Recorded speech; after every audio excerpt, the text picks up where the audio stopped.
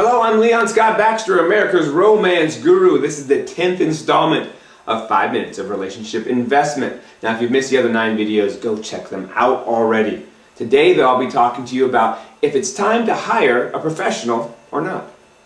Let me say this right up front. There are many relationship experts, and we all basically say the same thing. If you want to have a strong and balanced and romantic relationship, you're going to need to be honest, communicate, make time for each other, be flexible, you're going to need to do nice things for each other, etc., etc., etc. But see, the thing is, everybody already knows these things. It's kind of like health. You know, we all know what to do to be healthy. We know we need to exercise and eat right and drink a lot of water and get enough sleep, but still we go in and we rent the DVD programs, or we go ahead and hire a trainer or a professional. And why do we do that? Because they're there to remind us, to motivate us, and to inspire us.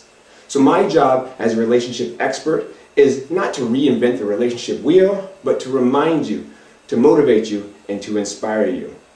I do it by using the analogy of finances, where John Gray uses planets, I use stocks and savings. And it's easy for me to grasp this concept and apply into my own marriage. And so my job is for you to want to apply this to your relationship by the end of each video. I see relationships as accounts that we need to invest in today so we can get short-term as well as long-term results. And if we do it right, we can nearly guarantee a terrific return for each of our investments. So how do you know if it's time to hire a professional to help you out with your relationship portfolio? See, in finance, there are just some people who get it. They understand numbers and money and investing and the market. They know the difference between a CD and an IRA. They understand tax exempt versus tax deferred. I have a buddy who's a big time financial guru. He gets paid to help folks invest. Now, I would wager that when he needs to make changes to his financial portfolio, he has enough experience and understanding to deal with his finances on his own. The thing is, not all of us can do that. Some of us have no idea how to start building our financial portfolios. Some of us know the basics, but when the numbers start to grow, we're not so sure what to do next. And then there are those folks who just have waited so long that we find ourselves in financial dire straits. And these are the folks who should seek out professional financial help with their portfolios. Very important, though, is that if you need a professional, you'd rather be searching for one before there's trouble. You want a professional when you're being proactive, someone who can help you build. You wait too long, and you're looking for a professional to save you because you didn't look for one when you needed it. Well, the same applies in relationships.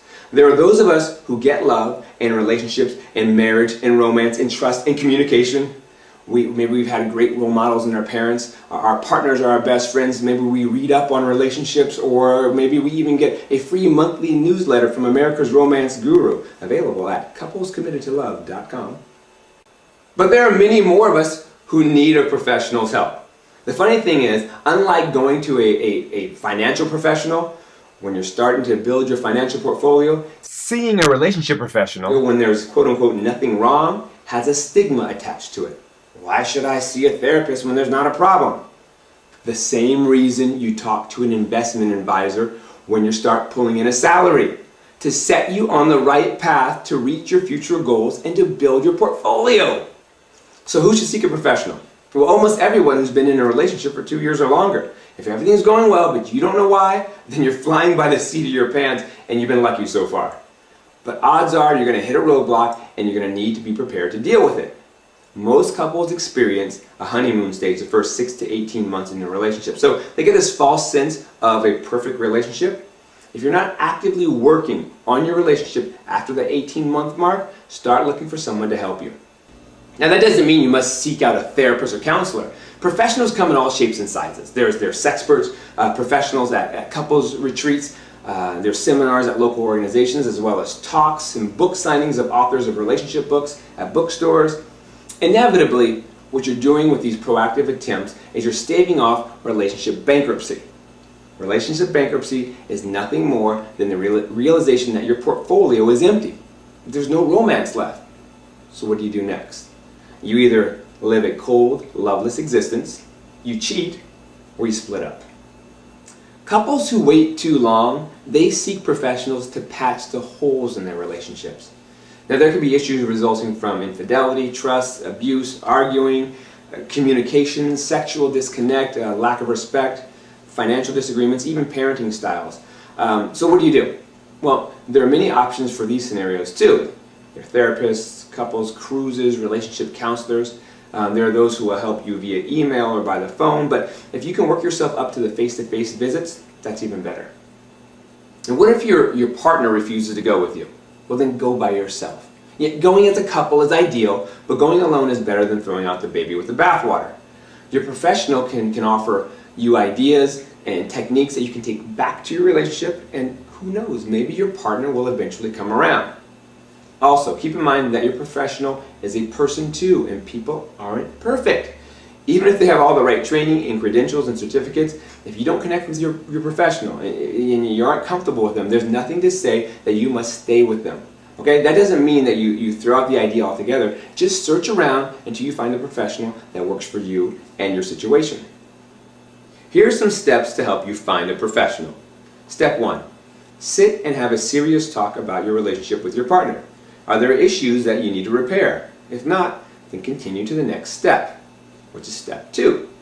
Since there's nothing to repair, consider how you want to keep up the maintenance on your relationship. Do you want to use books, retreats, cruises? Do you want to have one-on-ones with professionals? Do you want to go to seminars? Is it through intimacy? Which of those interest you? Write the ones that interest you, and below them, brainstorm ideas. So for instance, if you chose books, then list some books that might interest you, that might help you. Like for instance, The Finance of Romance, Men Are From Mars, Art of the Spark. Step 3, jump right into it. Once you have your list, go ahead and start doing it. Step 4, now if you do need to repair your relationship, discuss with your partner in what areas. Is it parenting, infidelity, trust? Is there abuse, intimacy issues, respect, money, communication? Step 5, then figure out what kind of professional might best help that situation. So is it a psychologist, a marriage family therapist, a lawyer, a financial advisor, an intimacy instructor, or maybe a doctor? Step 6, go out, find one that you feel comfortable with, and start rebuilding that portfolio. If you want more tips on investing in your relationship, pick up my book, The Finance of Romance, at Amazon.com, Barnes & Noble, or my website, couplescommittedtolove.com, where you can also sign up for my free monthly newsletter for couples. And be on the lookout for our next video.